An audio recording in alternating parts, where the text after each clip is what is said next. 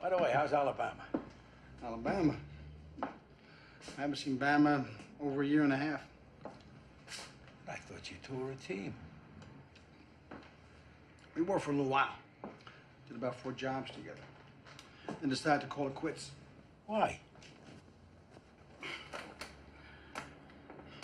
You push that woman-man thing too long, and it gets to you after a while. What's she doing now? She hooked up with Frank McGarr.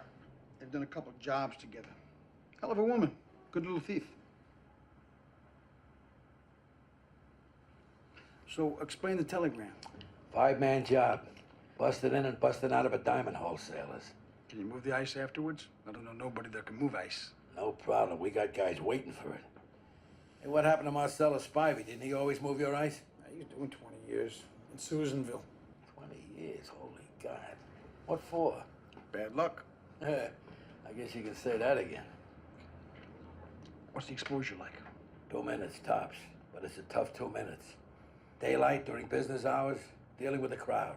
But you'll have the guys to deal with the crowd. How many employees? I'd say around 20. Security pretty lax. They most usually just deal in boxes. You know, uncut stones from the Diamond Syndicate. But on this particular day, they're getting a shipment of polished stones from Israel. They're like a way station, you know? They get picked up the next day and sent to Vermont. No, they're not. What's the cut, Papa? Juicy, Junior. Real juicy.